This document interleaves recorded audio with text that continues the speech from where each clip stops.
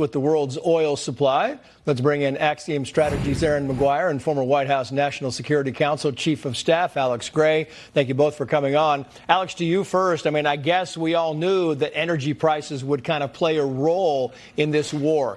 Is it playing about what you thought, or is it more extensive than you thought?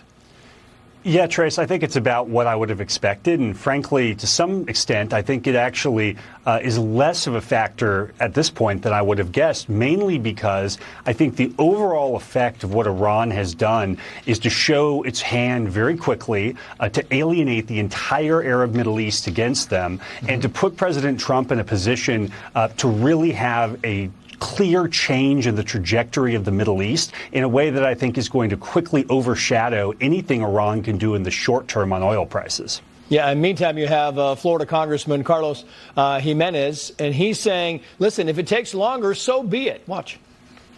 You got to pay the price. I mean, in order to have long-term stability in oil and long-term stability not only in the Middle East but around the world, you got to pay the price. And if it takes 4 weeks, then so be it. If it takes a little bit longer, then so be it. But we have to finish this job. And once it's started this job, you need to finish it. We never want to see a nuclear-armed Iran. What do you think of those comments, Aaron McGuire? I mean, he's saying, listen, should this go until next month? Then fine. Yeah, he makes the key point there that we can't leave until the job is done at this point, right? We are talking about making sure that Iran does not have nuclear proliferation and uranium enrichment, that we are making sure that this murderous regime is handled, and President Trump is at the helm. You hear the Department of War and the Pentagon continue to keep people briefed on this. And yeah, there's no set timetable for these kind of conflicts, but ultimately the measure of success is the outcome here. The Iranian people now have better opportunity than they have had in 47 years to dictate their own future and to stand up away from that oppressive regime that has been such brutal, murderous dictators for so long. So yes, maybe this isn't overnight. Maybe it's a little longer than anticipated, but the goal and the outcome are worthy of the work. Meantime, kind of switching topics a little bit, you had Stephen A. Smith. He was on Sean Hannity's podcast earlier. He was talking about running for president. He said, if I have to spend my own money, I'm not going to run. So he kind of ruled out running for president, but he said if he doesn't, he would vote for Marco Rubio. Watch. I'd vote for Marco Rubio. Okay. Talk about, what is it about Marco? He's an adult in the room. There is no questioning his qualifications for the job. If it's Marco and anyone other than Wes and Josh, you vote for Marco over the Democrat? Yes. Over Newsom? Yes. Over Kamala? Yes. I mean, it's a pretty bold statement. You look at this, Alex, and you're like, listen, Marco Rubio's stock is definitely rising. Well, Trace, Secretary Rubio has really shown himself as National Security Advisor and as Secretary of State to be one of the most effective national security practitioners since the Henry Kissinger era. I mean, this is a guy who has advised President Trump every step of the way on China, on getting our trade wars to a conclusion in a positive way, on Venezuela, now in Cuba and Iran. I mean, this guy has a track record of success in foreign policy that really doesn't have a parallel in the last several generations in American foreign policy.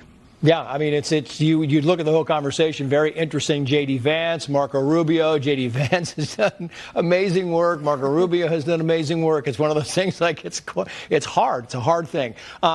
Here's presidents and vice presidents. There's a couple of them that we had. And they're talking at the Jesse Jackson Memorial. And then it's followed by Jesse Jackson Jr. kind of taking a pretty good swing at all of them. Watch. Each day we wake up to some new assault on our democratic institutions. I predicted a lot about what's happening right now. Not into saying I told you so, but we did see it coming. We got an administration that doesn't share any of the values that we have. I listened for several hours of 3 United States presidents who do not know Jesse Jackson.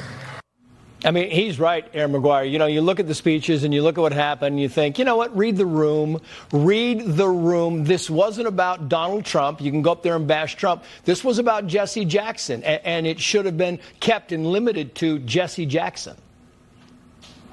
Yeah, and Jesse Jackson had such a storied career and made such a mark on American history and the civil rights movement, and instead they couldn't help but politicize from the funeral pulpit. Democrats have no scruples whatsoever. It does not matter the moment. If there is a microphone and a camera in front of them, Trump derangement syndrome just boils out of their body at the most inappropriate times. And to your point, Trace, read the room. This is a man's funeral and memorial service for a life lived in service to nation and others. Maybe now is not the time for the politics. Maybe it's the time for reflection, but it doesn't seem Democrats have ever been keen on self-reflection. Yeah, and we should also point out that former President Bill Clinton was also there. He also spoke and got rave reviews for his memorial tribute to Jesse Jackson. So you have that. Alex, Aaron, thank you both.